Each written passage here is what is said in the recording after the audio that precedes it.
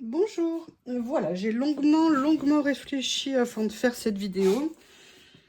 Comme vous l'avez vu dans le titre, stop à ce que moi j'appelle vraiment un scandale, un truc inadmissible au niveau de Sizzix et évidemment sur les autres marques de machines de découpe, en sachant que, bon, je veux dire, la machine action coûte moins cher, mais le problème est exactement le même, peut-être même moins grave. Quel est le problème? J'ai longtemps hésité, j'ai mis de l'argent de côté, j'ai vendu d'autres machines que j'avais, j'ai vendu du matériel, bref, j'ai fait des économies pour un jour me payer la Sizzix Switch, d'accord, la Big Shot Switch, pardon, de façon à paresseuse, avoir une Big Shot électrique. Je me disais que c'était pratique, je me vois vieillir et je me dis que là aussi c'est pratique d'avoir une machine électrique, et comme elle existait, je me suis dit j'ai foncé. Il existait d'autres marques, mais je sais pas, j'avais moins envie des autres marques et donc je me suis acheté la Big Shot Switch, en sachant que, bah voilà, en plus je l'avais trouvé en promo sur Craftelier, donc je veux dire, bon, c'est quand même un très gros budget. C'est une machine qui vaut plus de 200 €. On ne parle pas d'un lot de stickers à 2 €, on ne parle pas d'un lot de papier à 8 €, on parle quand même de quelque chose qui vaut très cher, dans lequel on va utiliser nos matrices de découpe. Alors, ils n'ont pas de peau, hein, Sizzix, hein, c'est-à-dire que moi, je n'utilise que des matrices de découpe de marque, d'accord? C'est des marques françaises. Là, par exemple, ici, c'est mes petits ciseaux. Là, c'est Comptoir du Scrap. J'utilise également du Laura by Laura. Des marques comme ça, si vous voulez. Donc, on peut pas me dire que c'est du mauvais matériel qui est utilisé, que c'est du AliExpress, du Temu, du Shein, pardon. C'est voilà, du bon matériel. Et qu'est-ce qui s'est passé? Et quand je vous dis ce qui s'est passé, c'est pas au bout de semaines et de mois d'utilisation. Non, c'est dès la première utilisation. Dès la première utilisation, mes plaques se sont totalement voilées. Là, j'avais réussi à les atténuer un petit peu, si vous voulez, mais elles se sont, vous voyez, complètement voilées. Et non seulement elles se sont complètement voilées, et on voit, là vous pouvez pas le voir, mais il y a même un creux qui s'est formé ici, mais les matrices de découpe se sont tellement incrustées dans les plaques que quand vous les coupiez, et j'utilisais en fonction de ce qui était donné comme indication, il n'y a pas eu d'erreur, je suis entre guillemets très attentive à la façon d'utiliser le matériel. Vous voyez, alors là je peux pas vous le montrer, mais enfin vous voyez, voilà comment elles sont les plaques. Et alors, vous vous dites quand même, dès la première utilisation, mes plaques qui sont comme ça.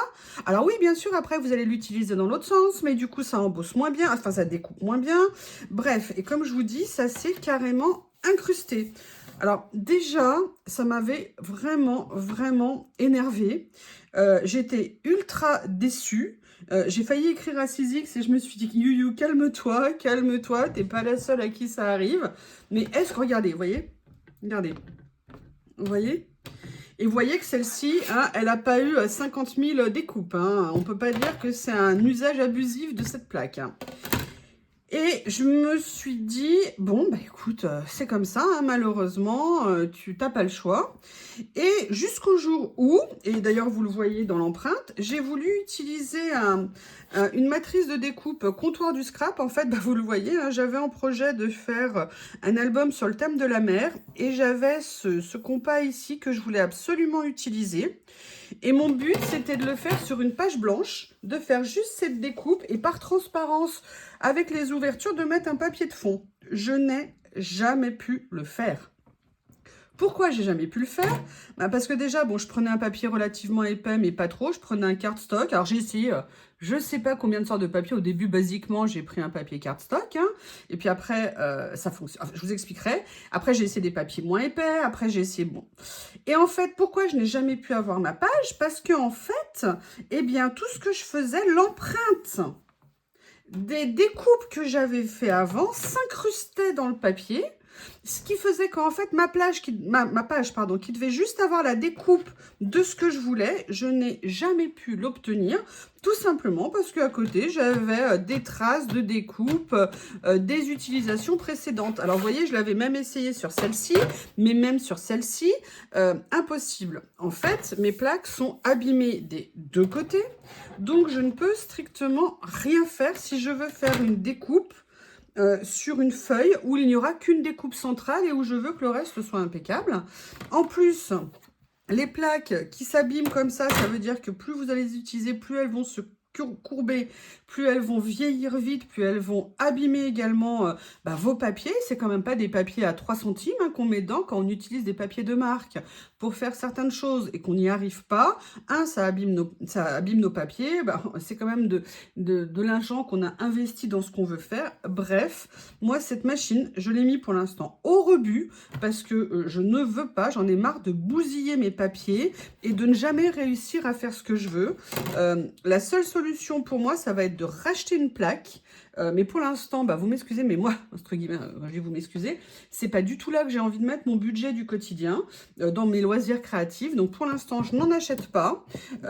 Et le jour où je serai un petit peu calmée, on va dire, moins déçue, ou peut-être que j'en aurai besoin plus intensément de cette machine, peut-être que je rachèterai une plaque pour voir ce que je peux faire. Mais il se trouve que vous avez remarqué que sur ma chaîne, je fais de plus en plus de collages et que je suis certes, excusez-moi, j'enlève les poussières qui se sont mis, je suis comme, je vous le disais, vous avez vu, j'adore me faire des commandes, me faire des cadeaux et tout ça, mais malgré tout, le collage est un moyen pour moi d'essayer d'utiliser le plus possible le matériel que j'ai déjà et donc, si vous voulez, de me créer mes propres die-cuts, mes propres découpes, des éléments de fond et tout ça.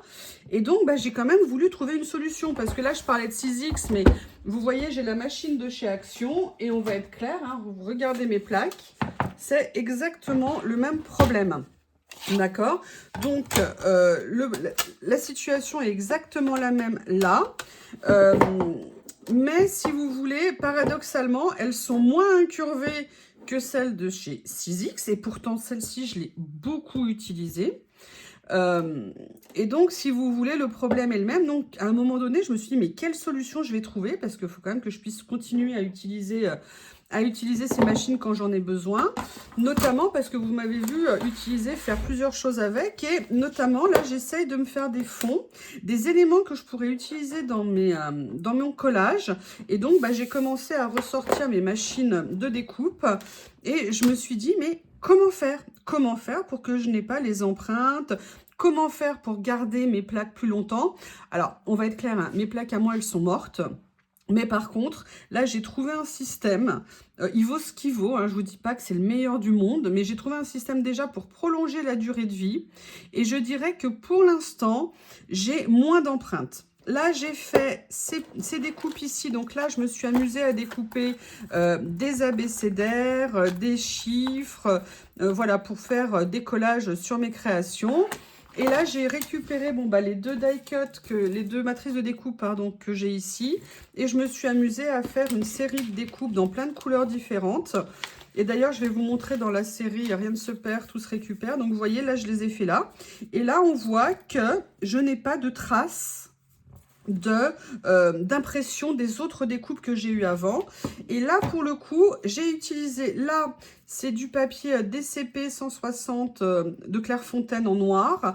Mais j'ai également utilisé, vous savez, ces papiers au kilo qu'on a chez Action. Et notamment, il y a des feuilles, vous savez, toujours au début, il y a différents poids de papier.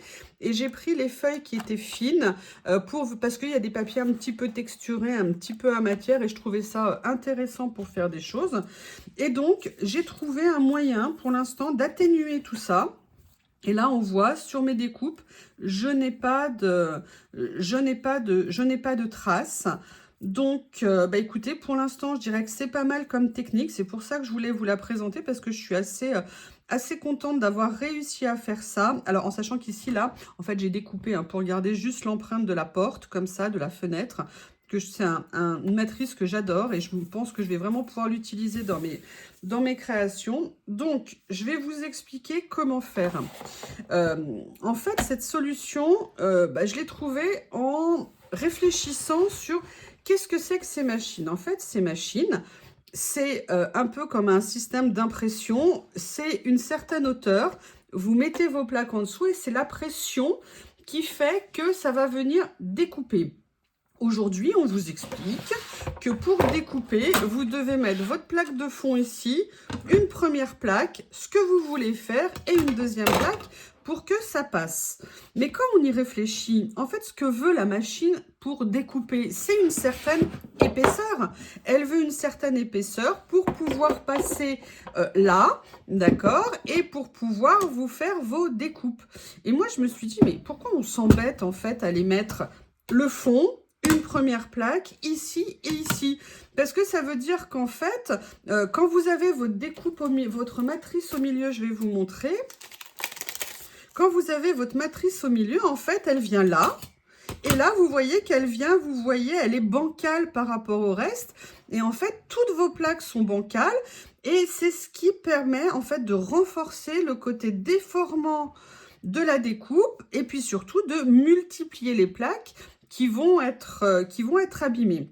Alors, je me suis dit, partant de ce constat, qu'est-ce qu'on peut faire? Et là, je me suis dit, mais pourquoi on les écoute, en fait? Pourquoi on fait exactement comme ils nous disent? Parce que vu comme ils nous disent, eh ben, en fait, on voit les dégâts que ça procure. Et j'ai fait des tests plusieurs fois et ça a fonctionné. Donc là, je vais vous montrer en direct. Excusez-moi, j'attrape une feuille de papier.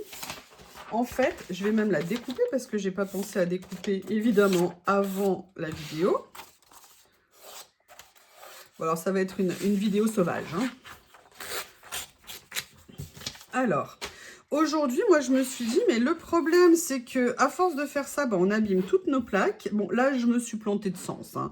Mais j'ai décidé de fonctionner autrement. Donc, maintenant, je place ma découpe, ma matrice sur la plaque de base, sur la plus épaisse. Je viens poser ma feuille dessus en sachant que si vous voulez un motif particulier, c'est pas difficile. Hein, vous utilisez le scotch de masquage pour fixer votre plaque où vous voulez. Et en fait, je viens placer mes deux plaques par-dessus. Pourquoi? Parce que déjà, elles seront plus stables. Aussi parce qu'elles auront une force, un appui équivalent. Et ça va venir, en fait, harmoniser la pression qu'il y aura sur les plaques. Et par là même, venir limiter les dégâts que vous pouvez avoir dessus. Donc là, moi, j'en avais une qui était un petit peu moins abîmée. Donc, c'est celle que je vais mettre en dessous. D'accord? Et en fait, ça fonctionne très bien. Je vais vous montrer. Donc, vous voyez, ça passe exactement de la même façon. Donc, vous voyez, exactement pareil. L'avantage de ça, c'est que si vous faites les choses toujours dans le même sens, c'est-à-dire que vous mettez toujours la même première plaque en contact, d'accord? Et que vous mettez l'autre plaque par-dessus, vous avez la bonne épaisseur pour que ça passe. Et surtout, votre plaque au-dessus et une des faces de l'autre plaque ne sera pas abîmée. Alors, au bout de quelques temps, s'il y a trop d'empreintes, vous commencez à retourner. Mais ça va vraiment vous prolonger. Elles seront moins incurvées, elles seront moins abîmées. Et vous voyez qu'ici, par exemple, il n'y a aucune empreinte, aucune trace, parce qu'en fait, les deux plaques sont plates, aplaties les unes contre les autres, et il n'y a pas cette espèce de surépaisseur de la matrice de découpe en dessous, et vous voyez que ça ne vient absolument pas abîmer votre plaque. Là, vous voyez que moi, en fait, ça l'a simplement abîmé, parce qu'un jour, au lieu de la mettre comme ça, je l'ai mis comme ça. Très intelligent, you, hein, vraiment très bien. Et donc, c'est pour ça que j'ai eu cette empreinte. Mais quand vous le faites dans l'autre sens, là, j'ai refait 2 fois la même chose. Hein. Mais vous voyez que là, je viens de le faire exactement. Il n'y a absolument pas cette empreinte qui s'est mise ici. Et quand vous regardez le résultat, aussi bien sur les petits ici, là, c'est le papier en fait, hein, qui a un motif. Mais si on se met voilà, sur ce côté-là, parce qu'il est un peu fripé, vous voyez qu'il n'y a aucune empreinte. On le voit ici, il n'y a aucune empreinte des découpes précédentes. Et pourtant, ça a appuyé, puisque là, ça ouvre. Et vous voyez que ça permet, je dirais, d'économiser ou de, on espère, ralentir le vieillissement de nos plaques. C'est quelque chose que j'ai essayé une fois, je crois, sur ma Switch. Ça a fonctionné exactement de la même façon. Je vais vous montrer, j'ai la plaque ici. Donc vous voyez, au niveau de la plaque, là vous avez l'impression, alors vous vous dites, bah non je vais pas abîmer ça, mais quand vous regardez derrière, bah vous voyez que vous n'avez strictement pas d'impression, donc vous pouvez tout à fait l'utiliser de la même façon. Donc voilà, moi c'est juste un truc, moi maintenant que j'utilise, je fais comme ça quand je dois faire mes découpes. Et là vous voyez, alors attendez, où est-ce que je les ai mis? Ah, elles ont disparu, rendez-moi mes découpes. Et là, vous voyez, voilà, j'ai fait toute une série, vous voyez, de découpe avec ces plaques. Et vous voyez que j'ai eu aucun problème de transfert pour l'instant. D'accord, d'empreinte des autres découpes. Là, regardez, on est sur le papier noir, il n'y a aucun souci. Là, on est sur du papier un petit peu effet, pas craft, mais un petit peu, voilà, que j'aime beaucoup. Voilà, donc aujourd'hui, moi, voilà où j'en suis. Là, j'ai également la même chose au niveau des chiffres et des lettres. Oh là là, les chiffres et les lettres, ouais. Donc, vous voyez que ici, dans ce que j'ai créé, là, je prends le recto, là, je prends le verso, le recto, bref, les deux. Et vous voyez qu'on a des chiffres qui sont super bien découpés, il n'y a pas d'empreinte. Donc, voilà, écoutez, moi, c'est mon petit truc pour l'instant que j'ai trouvé. En sachant que mes plaques Switch, bah écoutez, pour l'instant, bah, je vais les utiliser comme ça quand je ressortirai ma machine. Mais pour l'instant, bah, j'utilise que la petite pour l'instant parce que j'ai une des plaques qui est moins abîmée. Et puis franchement, ce qui m'a vraiment, mais c'est surtout la façon dont elles se sont creusées, mais rapidement. Je veux dire, c'est la machine qui décide de la pression parce qu'elle est électrique. On ne peut pas régler la pression en fonction des matrices de découpe qu'on a. Et en fait, ça nous bousille les plaques tout de suite. Mais si les plaques étaient bousillées, mais que ça ne nous empêchait pas de faire des découpes sans qu'on ait des problèmes d'impression sur le papier. Et sachez que pour ça, avant de... Vraiment, j'ai vu ça et que j'étais choquée. J'en ai parlé à des copines scrapeuses qui m'ont dit qu'effectivement, elles avaient le même problème et qu'elles n'avaient pas de solution à ça. Et que c'était, franchement, bah, elles étaient aussi dégoûtées de devoir régulièrement se racheter des plaques. Parce que c'est un budget quand même. À moins, s'ils vendaient les plaques à 1 €, peut-être qu'on les rachèterait plus souvent. Mais le problème, c'est que c'est vraiment pas le prix où on les paye. Donc, écoutez, c'était un retour d'expérience et puis un début peut-être de solution, ou en tout cas un petit quelque chose pour aider. Eh bien, écoutez, n'hésitez pas à me faire vos retours parce que je pense qu'on a beaucoup à échanger sur ce sujet. Et puis, je vous remercie et je vous dis à bientôt. Au revoir.